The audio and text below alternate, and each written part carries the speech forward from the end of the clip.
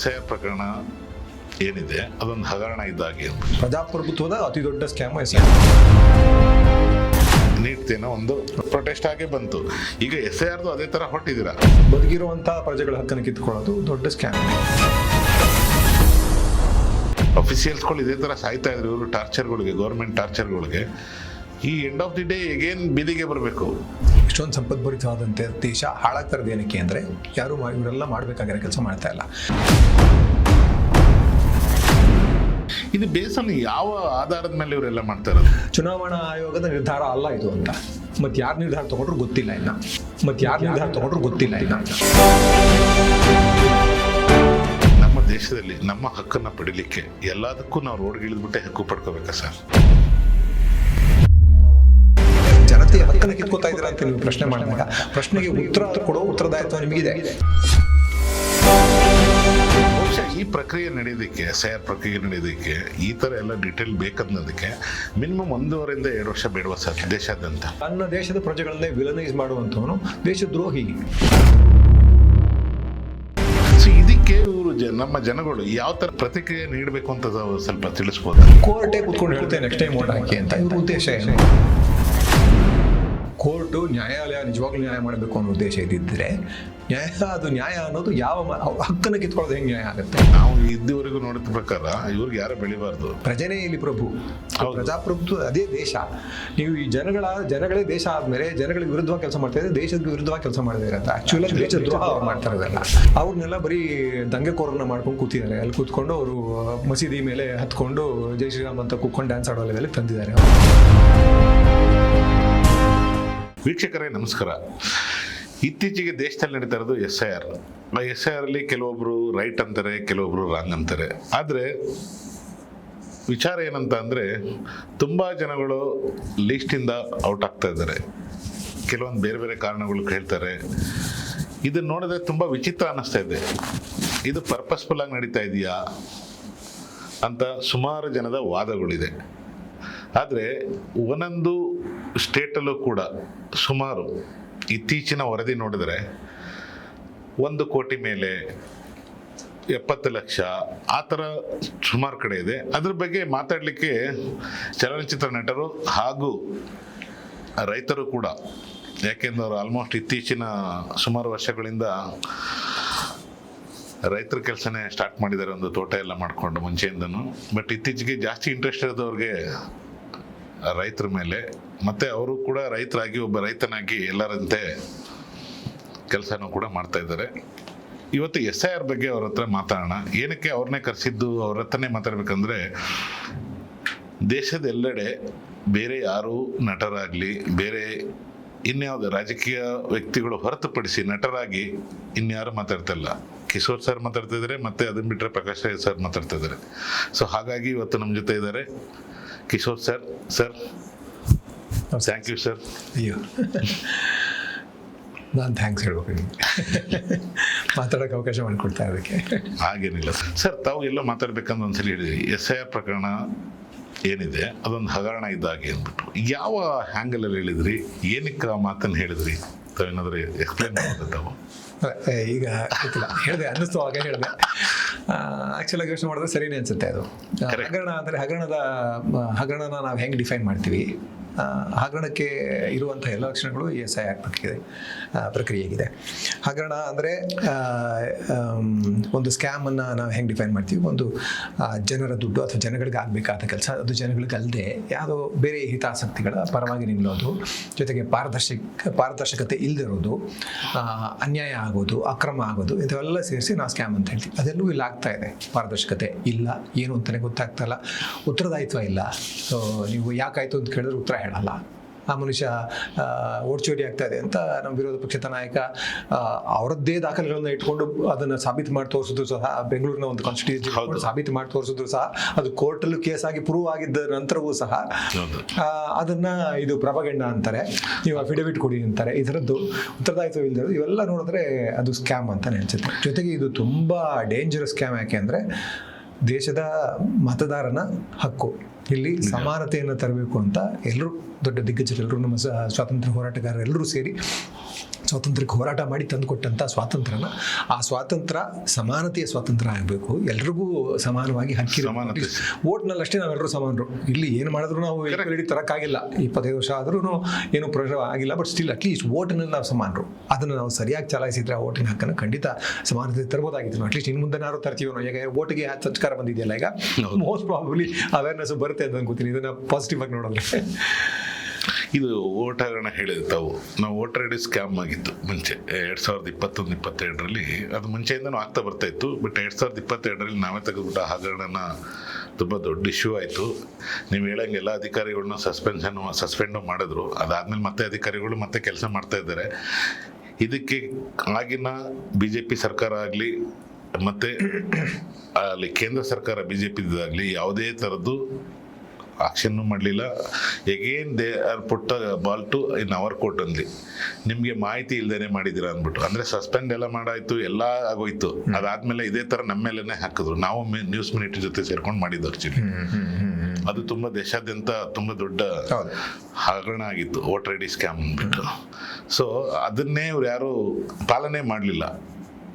So ಅಲ್ಲಿಂದ election commission of India ಅವರೊಂದು letter ಬರೀತಾರೆ, ನಿಮಗೆ ಆಧಾರ ರಹಿತ ನೀವು ಒಂದು ಪಬ್ಲಿಷ್ ಮಾಡಿದ್ದೀರಾ, ನಿಮ್ಮ ಮೇಲೆ ಯಾಕೆ ಆಕ್ಷನ್ ತೊಗೊಬಾರ್ದು ಅಂದ್ಬಿಟ್ಟು. ಸೊ ಆಧಾರ ಇಟ್ಕೊಂಡೇ ಎಲ್ಲ BLOಗಳದ್ದು ಡೂಪ್ಲಿಕೇಟ್ ಕಾರ್ಡ್ಗಳು, ಇವರು ವೋಟ್ ಕಾರ್ಡ್ರ್ ಕೊಟ್ಟಿರೋದು ಒಂದು ಚಿಲುಮೆ ಅನ್ನೋ ಕಂಪ್ನಿಗೆ, ಎಲ್ಲದನ್ನು ಸೇರ್ಸ್ ಮಾಡಿದ್ದು ನಾವು. ಸುಮಾರು 8 ತಿಂಗಳೇನೋ ಇನ್ವೆಸ್ಟಿಗೇಷನ್ ಮಾಡಿದ್ದು. ಸೊ ಈ ಥರ ಸರ್ಕಾರಗಳು, ಕೆಲವೊಂದು ಸರ್ಕಾರಗಳು ಏನು ಅದ್ರ ಮೇಲೆ ಆಕ್ಷನ್ ತಗೊಳ್ಳಲ್ಲ. ಸೊ ನೀವು ಹೇಳಿರೋದ್ರಲ್ಲಿ ಏನು ತಪ್ಪಿಲ್ಲ ಹಗರಣ ಅನ್ನೋದಾದ್ರೆ. ಜೊತೆಗೆ ಸುಳ್ಳು ಹೇಳೋದ್ರಲ್ಲಿ ಎಷ್ಟು ನೈಸೀಮರು ಅಂದರೆ ಮುಖದ ಮೇಲೆ ಸುಳ್ಳು ಹೇಳ್ತಾರೆ. ಅದೇ ಹೆಂಗೆ ಅದನ್ನ ಜನ ನಂಬುತ್ತಾರೆ ಅಂತ ನನಗೆ ನಿಜವಾಗ್ಲೂ ಆಶ್ಚರ್ಯ. ಸರ್ ಅದಕ್ಕೆ ಒಂದು ವರ್ಗ ಇದೆ ಸರ್. ಒಂದು ಪ್ರಾಪಗಂಡ ಮಾಡೋದು ಒಂದು ಸೋಷಿಯಲ್ ಮೀಡಿಯಾ, ವಾಟ್ಸಪ್ ಯೂನಿವರ್ಸಿಟಿ, ಮತ್ತೆ ಅದೇ ಆದ ಒಂದು ಭಕ್ತರ ವರ್ಗ ಇದೆ, ಸಮರ್ಥಿಸ್ಕೊಳ್ಳೋಕೆ ಜನ ಜೊತೆಗೆ. ಹೌದು. ಅಲ್ಲಿ ಒಂದು 5% ನಿಮಗಿಂತ 5% ಅನ್ನೋದಕ್ಕಿಂತ 50% ಜಾಸ್ತಿ ಇರ್ತಾರೆ ಸಮರ್ಥನೆ ಮಾಡ್ಕೊಡ್ಲಿಕ್ಕೆ. ನಿಜವಾಗ್ಲೂ ಮಿದುಳು ಅನ್ನೋದು ಏನಾದ್ರು ಇದ್ರೆ ಅವರಿಗೆ ನಿಜವಾಗ್ಲೂ ಸಮರ್ಥನೆ ಮಾಡ್ಕೊಳಕ್ಕೆ ಸಾಧ್ಯ ಇಲ್ಲ. ಕಣ್ಣೆದುರುಗಡೆ ಸುಳ್ಳು ಕಾಣಿಸ್ತಾ ಇರುತ್ತೆ. ಈಗ ಆಧಾರಗಳ ಸಮೇತ ಪ್ರೊಡ್ಯೂಸ್ ಮಾಡಿದ್ದ, ಈಗ ನೀವು ಹೇಳಿದ್ರಲ್ಲ ನ್ಯೂಸ್ ಮಿನಿಟ್ ಜೊತೆಗೆ ಸೇರಿ ಮಾಡಿದ್ದು ಅಂತ, ಆಧಾರಗಳ ಜೊತೆ ಏನೇ ಇತ್ತು ಅದು. ಹೌದು. ಆದ್ರೆ ಅದನ್ನ ಇದು ಆಧಾರ ಇಲ್ಲ ಅಂತ ಹೇಳಿದ್ರೆ ನಾವು ಇನ್ನೇನು ಆಧಾರ ಕೊಡ್ಬೇಕು ಅವರಿಗೆ?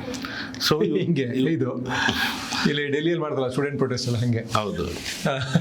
ಹೇಗೆ ಹಾಗೆ ಇಲ್ಲ, ಬಂದ್ಬಿಟ್ಟು ಕಿರಣ್ ರಿಜಿಜು ಒಬ್ಬ ಮಿನಿಸ್ಟ್ರು ಬಂದು ಹೇಳುವಂತ ಮಾತಾಡೋದು, ಕಣ್ಣೆದುರುಗಡೆ ವಿಡಿಯೋ ಇದೆ, ಸಾಕ್ಷಿಗಳಿದೆ, ತಲೆ ಹೊಡ್ಕೊಂಡು ಹುಡುಗರು ಹಾಸ್ಪಿಟಲ್ ಇನ್ನೂ ಮಲಗಿದ್ದಾರೆ, ಹೌದು, ಗುಂಡೆ ಹೊಡೆದಿಲ್ಲ, ಏನೂ ಆಗೇ ಇಲ್ಲ, ಯಾರಿಗೂ ಕೈ ಕಾಲು ಮೂಳೆ ಮುರಿದಿಲ್ಲ ಅಂತಂದ್ರೆ ನೀವು ಹೆಂಗೆ ಅದನ್ನ, ಅಂದ್ರೆ ಇವ್ರದ್ದು ಒಂದು ಸಿಸ್ಟಮ್ ಇದೆಯಲ್ಲ, ಈ BJP RSSನ ಸಿಸ್ಟಮು ಅವ್ರಿಗೆ ಅಂದ್ರೆ ಫಂಡಿಂಗ್ ಸಖತ್ತಾಗಿ ಆಗ್ತದೆ. ಇವತ್ತು ವಿಶ್ವಾದ್ಯಂತ ಹರಡ್ಬಿಟ್ಟಿದ್ದಾರೆ ವೈರಸ್. ಸೊ ಅವ್ರಿಗೆ ಆ ಫಂಡಿಂಗ್ನ ಯೂಸ್ ಮಾಡಿಕೊಂಡು ಆರಾಮಾಗಿ ಸುಳ್ಳನ್ನ ಹೆಚ್ಚು ಸಲ ತುಂಬಿಸಿ ಹಾಡಿನ ಥರ ಅದು ಹಾಡು ಪದೇ ಕೇಳ್ತಾ ಇದ್ರಿ, ಎಂಥ ಕೆಟ್ಟಾದರೂ ಹಾಡಾದರೂ ಬಾಯಿಗೆ ಬಂದ್ಬಿಡುತ್ತಲ್ಲ ಹಂಗೆ. ಸೊ ಇವರ ಸುಳ್ಳಿನ ವಿಷ ನೀಟಾಗಿ ಬಾಯಿಗೆ ಬಂದು ಕೂತಿದೆ. ಸೊ ಹಾಗಾಗಿ ಹಗರಣ ಅಂತ ಹೇಳಿದ್ರಿ ತಾವು. ಒಟ್ಟಾರೆ ಇದೆಲ್ಲ ಸೇರಿ ಮಾಡ್ತಾ ಇರುವಂತ ದೊಡ್ಡ ಹಗರಣ. ಗೊತ್ತು ಉದ್ದೇಶ ಏನಂತ ಎಲ್ರಿಗೂ ಗೊತ್ತು. ಇವರು ಶಾಶ್ವತವಾದ ಅಧಿಕಾರದಲ್ಲಿ ಉಳ್ಕೊಳ್ಳೋದಕ್ಕೆ ದೊಡ್ಡ ಪ್ರಯತ್ನ ಆಗ್ತಾ ಇದೆ. ಓಕೆ. ಈ last I think 3-4 months back West ಬೆಂಗಾಳಲ್ಲಿ ಎಲೆಕ್ಷನ್ ಆಗಿತ್ತು. ಸೇಮ್ SIR ಮೂಲಕನೇ ಹೋಗಿ ಸುಮಾರು ಓಟುಗಳನ್ನ ಇದು ಮಾಡಿದ್ರು. ಅಲ್ಲಿ ನಾನು ಕೇಳ್ಪಟ್ಟಂಗೆ ಕೆಲವೊಂದು ನ್ಯೂಸ್ ಪೇಪರ್ಲಿ ಬರೆದಿರೋ ಹತ್ರ ಏನಂತಂದರೆ ಸರ್, ಕೋರ್ಟಲ್ಲಿ ಹೇಳಿರೋದು ಅಂದರೆ ಒಂದು 80-90 ಜನಕ್ಕೆ ಮಾತ್ರ ದಾಖಲಾತಿಗಳಿಲ್ಲ, ಇನ್ನು 40 ಲಕ್ಷನ ಚೇಂಜ್ ಮಾಡಿದ್ರಲ್ಲಿ. ಸೊ ಅವರಿಗೆಲ್ಲ ದಾಖಲಾತಿಗಳಿದೆ. ಕೋರ್ಟಲ್ಲಿ ಕೂಡ ಜಡ್ಜು ಅವರು ಹೇಳಿದ ಮೇಲೂ ಗವರ್ನಮೆಂಟ್ ಅದಕ್ಕೆ ಪ್ರತಿಕ್ರಿಯೆನೇ ಕೊಡ್ತಾ ಇಲ್ಲ ಅನ್ನೋದೊಂದು ಮಾತಿದೆ. ಸೊ ಹಾಗಾದರೆ ಇದನ್ನು ಯಾವ ರೀತಿ ತಡಿಬೇಕು, what is the next step? ಇಲ್ಲಿ ಜನಾಂದೋಲನನೇ ನೆಕ್ಸ್ಟ್ ಸ್ಟೆಪ್ ಅಂತ ನನಗೆ ಅನ್ಸುತ್ತೆ. ಯಾಕೆಂದರೆ ಕೋರ್ಟು ಏನು ನಿಯತ್ತಿಂದ ಜಡ್ಜ್ಮೆಂಟ್ ಕೊಟ್ಟಿಲ್ಲ. ಬೆಂಗಾಲಿನ ಕೇಸ್ನಲ್ಲೇ ಬಂದು ಪರವಾಗಿಲ್ಲ ಮುಂದೊಂದು ಸಲ ವೋಟ್ ಮಾಡ್ಕೊಳ್ಳಿ ಅಂತ ಹೇಳ್ತಲ್ಲ, ಹೆಂಗೆ ಸಾಧ್ಯ ಅದು? ನೀವು ಎಲೆಕ್ಷನ್ ಮುಂದೂಡಬೇಕಾಗಿತ್ತು. ಹೌದು, ಇಲ್ಲಾಂದ್ರೆ ಎಲೆಕ್ಷನ್ ಒಂದು ಪ್ರಜೆ ಒಂದು ವೋಟು ಮಿಸ್ ಆಗಬಾರ್ದು. ಹಕ್ಕು ಅಂದಮೇಲೆ ನನ್ನ ಹಕ್ಕು ತಾನೇ ಅದು. ಹೌದು. ನೀನು ಯಾವ ನೆಕ್ಸ್ಟ್ ಟೈಮ್ ವೋಟ್ ಹಾಕು ಅಂತ ಹೇಳೋದಕ್ಕೆ ಯಾವ ಕೋರ್ಟೇ ಆಗಿರ್ಬೋದು, ಅವನು ಯಾವ ಕೋರ್ಟ್ಗೂ ಆ ಹಕ್ಕಿಲ್ಲ. ಪ್ರಜೆ ಹಕ್ಕನ್ನು ಕಿತ್ಕೊಳ್ಳುವಂಥ ಹಕ್ಕು ಯಾವ ಕೋರ್ಟ್ಗೂ ಇಲ್ಲ. ಸಂವಿಧಾನದಲ್ಲಿ ಬರೆದಿರೋದೇ ಅದಕ್ಕೋಸ್ಕರ, ಇದು ಹಕ್ಕು ಅಂತ. ಹೌದು. So you don't have any rights. ನೀವು ಹೆಂಗೆ ಇನ್ನೊಂದು ಹೇಳಿದ್ರೆ ನೀವು ಅನ್ಯಾಯ ಮಾಡ್ತಾ ಇದ್ದೀರಾ. ನ್ಯಾಯಾಲಯವೇ ಅಲ್ಲದು, ಅನ್ಯಾಯಾಲಯ ಅದು. ಸೊ ನಿಮಗೆ ಎಲ್ಲರೂ ಜೊತೆಗೆ ಸೇರಿಬಿಟ್ಟಾಗ ಪೂರ್ತಿ ವ್ಯವಸ್ಥೆ, ಆಡಳಿತಶಾಹಿ ಎಲ್ಲವೂ ಸೇರಿಕೊಂಡು ಈ ಥರದ ಅಕ್ರಮ ದೊಡ್ಡ ಸ್ಕ್ಯಾಮ್ ಇದೆ. ಅತಿ ದೊಡ್ಡ ಸ್ಕ್ಯಾಮ್ ಅಂತ ಹೇಳ್ಬೇಕಿದ್ದು ನಾನು. ಪ್ರಜಾಪ್ರಭುತ್ವದ ಅತಿ ದೊಡ್ಡ ಸ್ಕ್ಯಾಮ್ SIR ಅನ್ನೋದು ಪ್ರಜಾಪ್ರಭುತ್ವದಲ್ಲಿ ಅತಿ ದೊಡ್ಡ ಸ್ಕ್ಯಾಮ್ ಅಂತ ಹೇಳ್ತಾ ಇದ್ದಾರೆ. ಈಗ ನಡೀತಾರೆ SIR as it is good process. ಅದು ಕರೆಕ್ಟ್ ಮಾಡಬೇಕು, ತಿದ್ದುಪಡಿ ಆಗಬೇಕು. ಅಂದ್ರೆ ಈಗ ಡಿಪ್ಲಿಕೇಟ್ ವೋಟರ್ಸ್ ಅದನ್ನ ಯೂಸ್ ಮಾಡಿಕೊಂಡು ಪ್ರಾಕ್ಸಿ ವೋಟಿಂಗ್ಗಳಾಗ್ತವೆ, ಕಳ್ಳು ವೋಟ್ಗಳಾಗ್ತವೆ. ಇದನ್ನ ತಡಿಬೇಕು, ಸತ್ತವ್ರದನ್ನ ಹೆಸರನ್ನು ತೆಗಿಬೇಕು, ಅವ್ರ ಹೆಸರಲ್ಲಿ ಕಳ್ಳು ವೋಟ್ಗಳಾಗ್ತವೆ, ಇವನ್ನೆಲ್ಲ ತೆಗಿಬೇಕು. ಆದರೆ ಬದುಕಿರುವಂತಹ ಪ್ರಜೆಗಳ ಹಕ್ಕನ್ನು ಕಿತ್ಕೊಳ್ಳೋದು ದೊಡ್ಡ ಸ್ಕ್ಯಾಮ್ ಏನೇ ಅದು. ಇದು ಬೇಸಲ್ಲಿ ಯಾವ ಆಧಾರದ ಮೇಲೆ ಇವರೆಲ್ಲ ಮಾಡ್ತಾ ಇರೋದು? ಈಗ SIR ಮಾಡ್ತಾ ಇದಾರಲ್ಲ ಯೂಸಲಿ ಯಾವ ಆಧಾರವೂ ಇಲ್ಲಂತಲ್ಲ. ಅವರೇ ಒಬ್ಬರು ಸೋಷಿಯಲ್ ಆಕ್ಟಿವಿಸ್ಟ್ ಅದನ್ನ RTI ಹಾಕಿ RTIನೇ ಎಲ್ಲ ದುರ್ಬಲಗೊಳಿಸ್ಬಿಟ್ಟಿದ್ದಾರೆ. ಹಂಗೂ ಅದರಲ್ಲಿ ಈ ಇನ್ಫಾರ್ಮೇಶನ್ ಈಚೆ ತೆಗೆದಿದ್ದಾರೆ.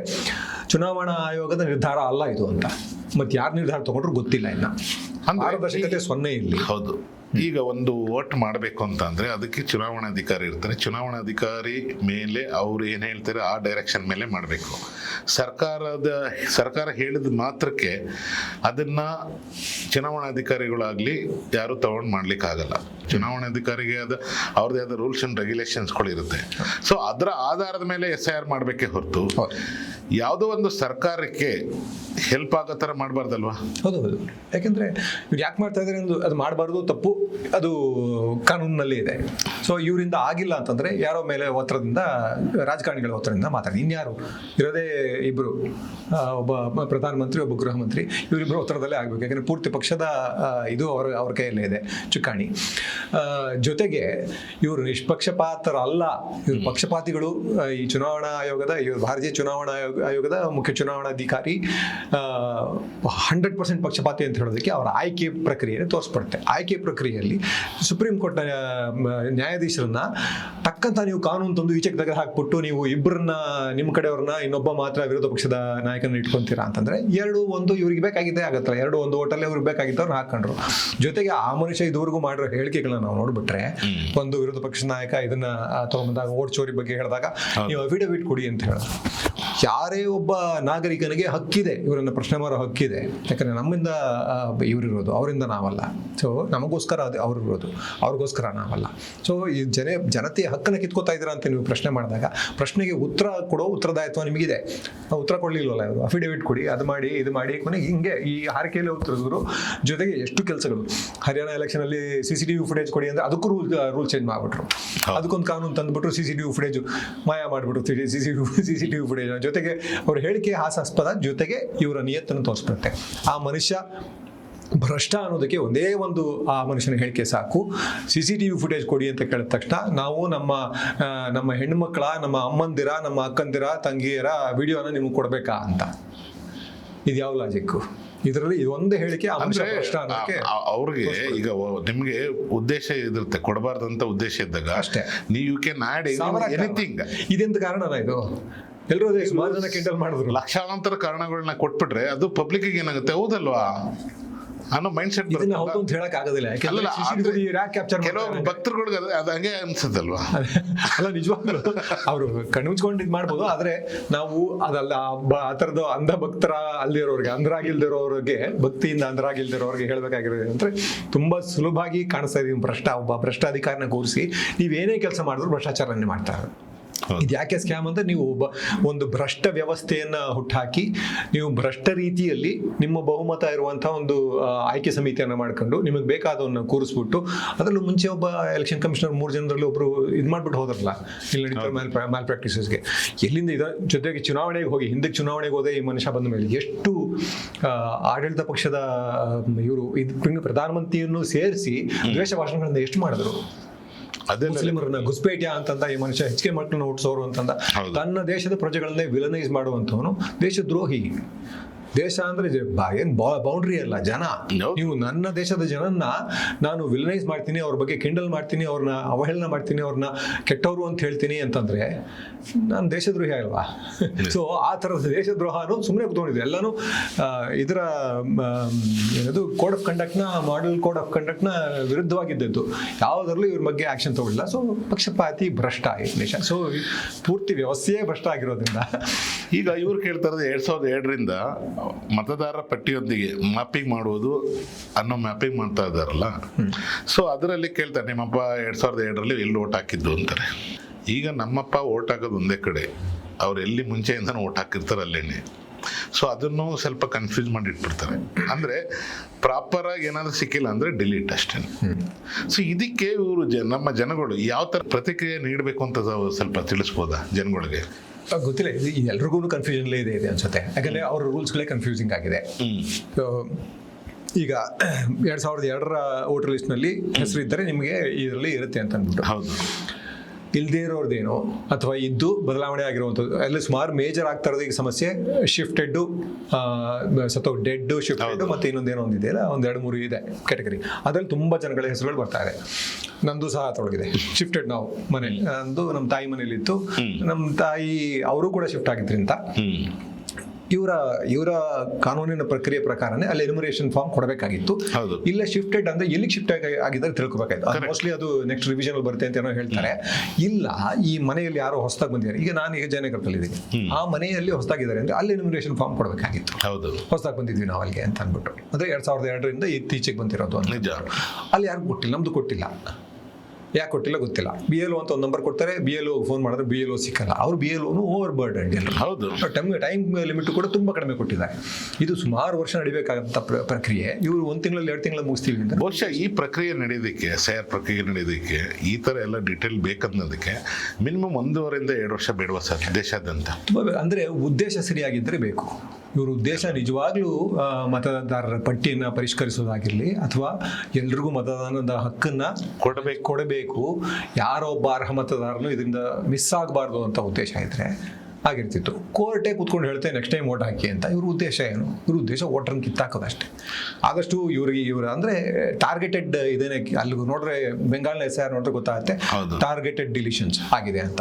ಎಲ್ಲಿ ಇವರ ಅಲ್ಪಸಂಖ್ಯಾತರ ಮತಗಳಿವೆಯೋ, ಎಲ್ಲಿ ದಲಿತರ ಮತಗಳಿವೆಯೋ, ಎಲ್ಲಿ ಆದಿವಾಸಿಗಳ ಮತಗಳಿವೆಯೋ ಅಂಥವನ್ನೆಲ್ಲ ಕಟ್ ಮಾಡ್ಕೊಂಡ್ ಬರ್ತಾರೆ. ಸರ್, ಹಾಗಾದ್ರೆ ನಿಮ್ಮ ಪ್ರಕಾರ ಕೋರ್ಟ್ನು ಕೂಡ ಒಂದು ಆರ್ಡರ್ ಮಾಡೋದಾಯಿತು. ಎಲ್ಲಿ ಈ ಥರ ಆಗಿದೆ ಅವ್ರಿಗೂ ಒಂದು ಕ್ಲಾರಿಟಿ ಸಿಕ್ಕಿದೆ. ಯಾವುದೂ ಆ ಥರ ಬೇರೆ ಅವರು ಬಂದು ಓಟ್ ಹಾಕಿಲ್ಲ ಅನ್ನೋದು ಇರುತ್ತೆ. ಆ ಥರ ದಾಖಲಾತಿಗಳು ಕೊಟ್ಟಾದ್ಮೇಲೆ ಕೂಡ ಮರುಚುನಾವಣೆ ನಡೆಸೋದಾಯ್ತಲ್ಲ, ಡೈರೆಕ್ಷನ್ ಕೊಡೋದಾಯ್ತಲ್ಲ ಕೋರ್ಟು, ಎಲೆಕ್ಷನ್ ಕಮಿಷನ್ ಕೊಡಲೇಬೇಕಾಗಿತ್ತು. ಕೋರ್ಟು ನ್ಯಾಯಾಲಯ ನಿಜವಾಗ್ಲೂ ನ್ಯಾಯ ಮಾಡಬೇಕು ಅನ್ನೋ ಉದ್ದೇಶ ಇದ್ದಿದ್ರೆ ನ್ಯಾಯ ಅನ್ನೋದು ಯಾವ ಹಕ್ಕನ್ನು ಕಿತ್ಕೊಳ್ಳೋದು ಹೆಂಗೆ ನ್ಯಾಯ ಆಗುತ್ತೆ? ನೀನು ಹಕ್ಕನ್ನು ಈಗ ಬೇಡ, ನೀನು ಮುಂದೆ ಚಲಾಯಿಸ್ಕೊ ಅಂತ ಹೇಳೋದು ಯಾವ ನ್ಯಾಯನೇ ಅಲ್ಲ ಅದು. ಈಗ ನಮಗೆಲ್ಲೇ ಏನೇ ಸಮಸ್ಯೆ ಆದ್ರೂ ಸ್ಟೇಷನ್ಗೆ ಹೋಗ್ತೀವಿ, ಬೇರೆ ಕಡೆ ಹೋಗ್ತೀವಿ, ಬೇರೆ ಬೇರೆ ಡಿಪಾರ್ಟ್ಮೆಂಟ್ಗಳಿದೆ ಹೋಗ್ತೀವಿ. ಅಲ್ಲಿ ಏನೋ ಆಗಿಲ್ಲ ಅಂತ ಅಂದಾಗ ನಾವು ಹೋಗೋದೇ ನ್ಯಾಯಾಲಯಕ್ಕೆ. ಸೊ ನ್ಯಾಯಾಲಯನೇ ಈ ಥರ ಮಾಡುತ್ತೆ ಅಂತ ಅಂದಾಗ ನಾವು ಬೇರೆ ಒಬ್ಬ ಸಾಮಾನ್ಯ ನಾಗರಿಕ ಎಲ್ಲಿ ಹೋಗ್ಬೇಕಾಗಾದ್ರೆ? ಇಲ್ಲಿಗೆ ಹೋಗಿ ಜಾಗ ಇಲ್ಲ. ಈಗ ಬೀದಿಗಿಳಿಬೇಕಷ್ಟೇ. ನೀಟಲ್ಲಿ ಅದು ಪೂರ್ವವಾಗಿದೆ. ಇದು ಯಾವುದು ಮಾಡಬಾರ್ದು ಆ್ಯಕ್ಚುಲಾಗಿ. ಒಂದು ಸ್ವಸ್ಥ ಸಮಾಜದಲ್ಲಿ, ಒಂದು ಸ್ವಸ್ಥ ಪ್ರಜಾಪ್ರಭುತ್ವದಲ್ಲಿ ಇದಾಗಬಾರ್ದು. ನಾವು ಪೊಲೀಸ್ ಹತ್ರನೂ ಹೋಗಬಾರ್ದು. ಅವ್ರ ಕೆಲಸ ಅದು. ನಾವು ಸಂಬಳ ಕೊಡ್ತಾ ಇಲ್ವೋ ಅವ್ರಿಗೆ? ನಮ್ಮ ದುಡ್ಡಲ್ಲಿ ಬದುಕಿರೋದವರೆಲ್ಲ, ಎಲ್ಲ ಅಧಿಕಾರಿಗಳು, ಎಲ್ಲ ಕೆಲಸ ಮಾಡೋರು ನಮ್ಮ ದುಡ್ಡಲ್ಲಿ ಕೆಲಸ ಮಾಡ್ತಾ ಇರೋದು. ನಾವು ಕಟ್ಟೋ ಟ್ಯಾಕ್ಸ್ನ ದುಡ್ಡೇ ಅದು. ಕೂತ್ಕೊಂಡು ಬರೀ ಒಂದಷ್ಟು ಮೇಲ್ವರ್ಗದ ಜನ ಕೂತ್ಕೊಂಡು ನಾವು ಟ್ಯಾಕ್ಸ್ ಕಟ್ತಾ ಇದ್ದೀವಿ, ನಾವು ನಮ್ಮ ದುಡ್ಡಲ್ಲಿ ಅಂತ ಹೇಳ್ತಾರೆ. ಒಬ್ಬ ಪತ್ರಕರ್ತರೇ ಹೇಳ್ತಾರಲ್ಲ, ನಾನು ಕಟ್ಟೋ ದುಡ್ಡಲ್ಲಿ ನೀವೆಲ್ಲ ಹಾಸ್ಟೆಲ್ ಕೂತ್ಕೊಳ್ಳೋದು, ನೀವೆಲ್ಲ ದಲಿತರೆಲ್ಲ ಓದ್ತಾ ಇರೋದು ಅಂತ. ಎಲ್ಲರೂ ಕೊಡ್ತಾರೆ. ಇಂಡೈರೆಕ್ಟ್ ಟ್ಯಾಕ್ಸೇ ಜಾಸ್ತಿ ಇದೆ. ನಾವು ಕೊಡ್ತಾರೆ ಇನ್ಕಮ್ ಟ್ಯಾಕ್ಸ್ಗಿಂತ ತುಂಬ ಜಾಸ್ತಿ ಇದೆ. ಸೊ ಒಬ್ಬೊಬ್ಬ ಪ್ರಜೆಯೂ, ಒಬ್ಬ ಬಡವನು, ಒಬ್ಬ ಭಿಕ್ಷುಕನು ಒಂದೊಂದು ವಸ್ತುವಿನ ಮೇಲೂ GST ಕಟ್ತಾನೆ, ಟ್ಯಾಕ್ಸ್ ಕಟ್ತಾನೆ. ಎಲ್ಲದ ದುಡ್ಡಿಂದ ಇಲ್ಲಿ ಕೂತಿರೋದು ಅಧಿಕಾರಕ್ಕೆ. ಸೊ ಅವರು ನಿಯತ್ತಾಗಿ ಮಾಡಬೇಕು. ಅವ್ರ ಕರ್ತವ್ಯ ಮಾಡದೇ ಇರೋದ್ರಿಂದ ಅನ್ಯಾಯ ಆಗ್ತಾ ಇದೆ. ಸೊ ಅವ್ರ ಅಪರಾಧಿಗಳು. ನಿಜವಾಗ್ಲೂ ಅದನ್ನ ಹೇಳ್ತದಲ್ಲ, ಜನನೇ ಪ್ರಜೆನೇ ಇಲ್ಲಿ ಪ್ರಭು. ಪ್ರಜಾಪ್ರಭುತ್ವ ಅದೇ ದೇಶ. ನೀವು ಈ ಜನಗಳೇ ದೇಶ ಆದ್ಮೇಲೆ ಜನಗಳಿಗೆ ವಿರುದ್ಧವಾಗಿ ಕೆಲಸ ಮಾಡ್ತಾ ಇದ್ದಾರೆ, ದೇಶದ ವಿರುದ್ಧವಾಗಿ ಕೆಲಸ ಮಾಡದೇ ಇರುತ್ತೆ. ಆಕ್ಚುಲ್ ಆಗಿ ದೇಶದ್ರೋಹ ಅವ್ರು ಮಾಡ್ತಾ ಇರೋದಲ್ಲ. ಇವ್ರು ದೇಶದ್ರೋಹ ಬೇರೆ ಬೇರೆ ಡೆಫಿನೇಷನ್ ಕೊಟ್ಟಿದ್ದಾರೆ. ಅದು ಬರೀ ಇಂಡಿಯನ್ ಸೀಕ್ರೆಟ್ ನ, ಆರ್ಮಿ ಸೀಕ್ರೆಟ್ ನ ಮಾತ್ರ ದೇಶದ್ರೋಹ ಅಲ್ಲ. ಇಲ್ಲಿ ಜನಗಳಿಗೆ ಮಾಡೋ ದೇಶದ್ರೋಹನೂ ದೇಶದ್ರೋಹವೇ. ಇವ್ರನ್ನೆಲ್ಲ ದೇಶದ್ರೋಹದ ಕೆಟಗರಿಗೆ ಹಾಕಿ ಅದೇನೇನೋ ಇವಾಗ ಬಂದಿವಲ್ಲ ಹೊಸ ಲಾಗಳು, ಅದ್ರಲ್ಲಿ ಆಗ್ಬೇಕು. BJP ಅದು ಇದು NSA ಎಲ್ಲದ್ರಲ್ಲೂ ಹಾಕಿ ಒಳಗಡೆ ಅಟ್ಟಬೇಕು ಅನ್ಸುತ್ತೆ ಇವ್ರನ್ನೆಲ್ಲ. ಅದು ಮೋಸ್ಟ್ಲಿ ಕಾಲ ತುಂಬಾ ದೂರ ಇಲ್ಲ, ಬರಬೇಕು ಅಂತ ಕಾಲ ಬಂದ್ರೆ ನಿಯತ ಕೆಲಸ ಮಾಡ್ತಾರೆ. ನಿಯತ ಕೆಲಸ ಮಾಡಿದ್ರೆ ನಮ್ಮ ದೇಶದಷ್ಟು ಸಂಪದ್ಭರಿತವಾದಂಥ ದೇಶ ಎಲ್ಲಿದೆ? ಅದ್ಭುತ ಸಂಪತ್ತಿರುವಂಥ ದೇಶ, ಅಷ್ಟೊಂದು ನೈಸರ್ಗಿಕ ಸಂಪನ್ನಿದೆ, ಸಂಪನ್ಮೂಲಗಳಿದೆ. ಎಲ್ಲದಕ್ಕಿಂತ ದೊಡ್ಡದಾಗಿ ಜನಸಂಪನ್ಮೂಲ ಇದೆ. ನಮ್ಮ ದೊಡ್ಡ ಪಾಪ್ಯುಲೇಷನ್ ಸಮಸ್ಯೆ ಕೂಡ. ಅದು ಸಮಸ್ಯೆನ ನೀವು ಪಾಸಿಟಿವ್ ಆಗಿ ಯೂಸ್ ಮಾಡ್ಕೊಂಡ್ರೆ, ಅದನ್ನ ಜನಸಂಪನ್ಮೂಲ ಅಂತ ಯೂಸ್ ಮಾಡ್ಕೊಂಡ್ರೆ ಅದೊಂದು ಎಷ್ಟು ದುಡಿಮೆ ಆಗತ್ತೆ. ಅವ್ರನ್ನೆಲ್ಲ ಬರೀ ದಂಗೆಕೋರನ್ನ ಮಾಡ್ಕೊಂಡು ಕೂತಿದ್ದಾರೆ. ಅಲ್ಲಿ ಕೂತ್ಕೊಂಡು ಅವರು ಮಸೀದಿ ಮೇಲೆ ಹತ್ಕೊಂಡು ಜೈ ಶ್ರೀರಾಮ್ ಅಂತ ಕೂತ್ಕೊಂಡು ಡ್ಯಾನ್ಸ್ ಆಡೋ ಲೆವೆಲ್ಗೆ ತಂದಿದ್ದಾರೆ. ಅವ್ರನ್ನ ಹಂಗೆ ಇಟ್ಕೋಬೇಕು ಅಂತ ಉದ್ದೇಶ ಅಷ್ಟೇ. ಅಂದ್ರೆ ಇವ್ರಿಗೆ ಏನು ಉಂಡಾಪಡೆ ನಾವು ಇದುವರೆಗೂ ನೋಡಿದ ಪ್ರಕಾರ ಇವ್ರಿಗೆ ಯಾರು ಬೆಳಿಬಾರ್ದು. ಅದು ಅವನು ಕಾರ್ಯಕರ್ತ, ಅವ್ನು ಸತ್ರೇನೆ ಪರವಾಗಿಲ್ಲ. ಈಗ SIR ಬಂತ, ಅದಕ್ಕೊಂದು ಗಲಾಟೆ ಮಾಡಿಸು, ಏನೇನೋ ಈ ಥರ ಮಾಡ್ತಾರೆ. ಸರ್, ನನ್ನ ಒಂದು ಕ್ವಶನ್ ಸರ್, ಏನಂದರೆ ನಮ್ಮ ದೇಶದಲ್ಲಿ ನಮ್ಮ ಹಕ್ಕನ್ನು ಪಡಿಲಿಕ್ಕೆ ಎಲ್ಲದಕ್ಕೂ ನಾವು ರೋಡ್ಗೆ ಇಳಿದ್ಬಿಟ್ಟೆ ಹಕ್ಕು ಪಡ್ಕೋಬೇಕಾ ಸರ್? ಈಗ ಆ ಥರದ ಪರಿಸ್ಥಿತಿ ಬಂದಿದೆ. ಆಗಬಾರ್ದು. ಇದು ಐಡಿಯಲ್ ಸಿಚುವೇಶನಲ್ಲಿ ಅದು ಆಗಲೇಬಾರದು. ಜನ ಅವ್ರ ಹಕ್ಕನ್ನು ಕೇಳಬಾರ್ದು, ಅವ್ರಿಗೆ ಆಟೋಮೆಟಿಕ್ಕಾಗಿ ಸಿಗಬೇಕು. ಅದು ಮತದಾನದ ಹಕ್ಕು ನಾವು ಕೇಳೋದಲ್ಲ, ನಾವು ಇದನ್ನ ಹಕ್ಕನ್ನು ಪ್ರೂವ್ ಮಾಡ್ಕೊಳ್ಳೋದಲ್ಲ. ಅದು ಆಟೋಮೆಟಿಕ್ಕಾಗಿ ನನಗೆ ಇದೆ. ಈ ಭಾರತದ ನೆಲದಲ್ಲಿ ಬದುಕ್ತಾರ ಎಲ್ಲವನಿಗೂ ಇಲ್ಲಿ ಹಕ್ಕಿದೆ, ವೋಟಿನ ಹಕ್ಕಿದೆ. ನಾನು ಹೇಳ್ತಾ ಇರೋದು ಏನೇ, ಈಗ ಇತ್ತೀಚೆಗಂತೂ ಪ್ರೊಟೆಸ್ಟ್ಗಳು ಅದು ಇದು ನಡೀತಾನೆ ಇರುತ್ತೆ, ತಾವು ನೋಡಿದ್ದೀರಾ. ಅದರಲ್ಲೂ ಮೇಜರ್ ನಡೆಯುತ್ತೆ ಕೆಲವೊಂದು. ಈ SIR ಇಲ್ಲಿ ನೀಟ್ತೇನೋ ಒಂದು ಪ್ರೊಟೆಸ್ಟ್ ಆಗೇ ಬಂತು. ಈಗ SIRದು ಅದೇ ಥರ ಹೊರಟಿದ್ದೀರಾ. ಈಗ ಜನಗಳು ಇದೇ ಥರ ಸಮಸ್ಯೆಗಳಾಗ್ತಾ ಇದ್ರೆ, ಅಫಿಷಿಯಲ್ಸ್ಗಳು ಇದೇ ಥರ ಸಾಯ್ತಾ ಇದ್ರು ಇವರು ಟಾರ್ಚರ್ಗಳಿಗೆ, ಗೌರ್ಮೆಂಟ್ ಟಾರ್ಚರ್ಗಳಿಗೆ. ಈ end of the day again ಬೀದಿಗೆ ಬರಬೇಕು. ಅದೇ ದುರಂತ, ನಮ್ಮ ದೇಶದ ದುರಂತಾನೇ ಅದು. ಇಷ್ಟೊಂದು ಸಂಪದ್ಭರಿತವಾದಂತೆ ದೇಶ ಹಾಳಾಗ್ತಾರದು ಏನಕ್ಕೆ ಅಂದರೆ ಇವರೆಲ್ಲ ಮಾಡಬೇಕಾಗಿರೋ ಕೆಲಸ ಮಾಡ್ತಾ ಇಲ್ಲ. ಸೊ ನಮ್ಮ ಹಕ್ಕನ್ನು, ಒಂದೊಂದು ಹಕ್ಕನ್ನು ಕೇಳೋದಕ್ಕೆ ನಾವು ಬೀದಿಗಿಳಿಬೇಕು ಅಂದರೆ ಅಲ್ಲಿ ಎಷ್ಟು ಸಮಯ ವ್ಯರ್ಥ, ಎಷ್ಟು ಶ್ರಮ ವ್ಯರ್ಥ. ಅದೇ ಸಮಯ ಶ್ರಮ ನಾವು ದೇಶನ ಕಟ್ಟೋದ ಕಡೆಗೆ ಅಥವಾ ಕನ್ಸ್ಟ್ರಕ್ಟಿವ್ ಆಗಿ ಯೂಸ್ ಮಾಡಿರ್ತಾರೆ, ಅದನ್ನ ರಚನಾತ್ಮಕವಾಗಿ ಯೂಸ್ ಮಾಡಿರ್ತಾರೆ, ಎಷ್ಟೋ ಉದ್ಧಾರ ಆಗ್ಬಿಟ್ಟಿರೋದಲ್ಲ ದೇಶ. ಸೊ ಆ ಥರದ ಕೆಲಸಕ್ಕೆ ಜನಗಳನ್ನ ಬೀದಿಗೆ ತಳ್ತಾ ಇರೋರು ಎಲ್ಲರೂ ದೇಶದ್ರೋಹಿಗಳೇ ಸರ್. ದೇಶದಲ್ಲಿ ನಮ್ಮ ಅಂದರೆ ಭಾರತದಲ್ಲಿ ಕಿಶೋರ್ ಅವರು ಮತ್ತು ಪ್ರಕಾಶ್ ರೈ ಬಿಟ್ಟರೆ ಇನ್ಯಾರು ಆಕ್ಟರ್ಗಳಿಲ್ವಾ ಅಥವಾ ಬೇರೆ ಹೋರಾಟಗಾರರು ಯಾರು ಇಲ್ವಾ? ಏನಕ್ಕೆ ಕೇಳ್ತಾ ಇದ್ದೀನಿ ಅಂದರೆ SIR ಬಗ್ಗೆ ಇನ್ಯಾರು ತುಟಕ್ ಪಿಟಕ್ ಅಂತ ಇಲ್ಲ. ನಿಮ್ಮಿಬ್ಬರದ್ದು ಏನು ಸಮಸ್ಯೆ ಇದೆಯಾ? ನಿಮ್ಮಿಬ್ರಿಗೂ ಏನಾದ್ರು ಮಾನಸಿಕ ಸಮಸ್ಯೆ ಇದೆ? ಮಾನಸಿಕವಾಗಿ ಏನಾದ್ರು ಸಮಸ್ಯೆ ಇದೆಯಾ ತಮ್ಮಗಳಿಗೆ? ಮಾನಸಿಕವಾಗಿ ಸ್ವಸ್ಥರು.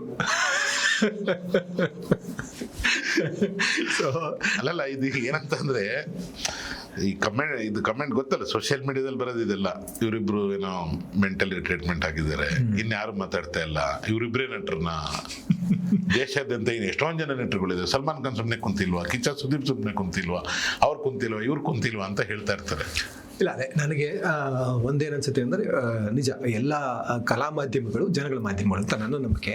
ಅದು ನಿಜ ಕೂಡ. ಯಾಕಂದರೆ ಜನಗಳ ಜೊತೆ ಸಂಬಂಧ. ಈ ಜನ ನೋಡಿಲ್ಲ ಅಂದರೆ ಪಿಕ್ಚರ್ ನಾವು ಯಾವ ಆ್ಯಕ್ಟ್ರು ಎಲ್ಲಿ ಮಾಡೋದು ಅಂತ ನಾನು ನೋಡ್ಕೊಳ್ಳೋಕ್ಕೆ, ಆ್ಯಕ್ಟಿಂಗ್ ಮಾಡ್ಕೊಳ್ಳೋಕೆ ಆಗ್ತಾ ಇಲ್ಲ. ಯಾವುದೇ ಕಲೆ ಆಗಲಿ, ಸಂಗೀತವೋ, ನೃತ್ಯವೋ, ನಾಟಕವೋ, ಎಲ್ಲವೂ ಜನಗಳನ್ನು ಸೇರಿಸಿದೆ. ಜನಗಳಿಗೆ ತಲುಪಿದ್ರಷ್ಟೇ ಆ ಕಲೆ ಸಂಪೂರ್ಣ ಆಗೋದು. ಅಥವಾ ಒಂದು ಸಿನಿಮಾ ಕಂಪ್ಲೀಟ್ ಆಗೋದು ಜನ ನೋಡಿದ್ಮೇಲೆ. ಜನ ನೋಡಿದ್ರೆ ನಾವು ಸಿನಿಮಾ ಮಾಡ್ಕೊಂಡು ಏನು ಮಾಡೋಕ್ಕಾಗತ್ತೆ? ಹೆಚ್ಚಿನ ವಿಡಿಯೋಗಳಿಗೆ ಪ್ರತಿಧ್ವನಿ ಯೂಟ್ಯೂಬ್ ಚಾನೆಲ್ ಸಬ್ಸ್ಕ್ರೈಬ್ ಮಾಡಿ, ಬೆಲ್ ಐಕಾನ್ ಕ್ಲಿಕ್ ಮಾಡಿ.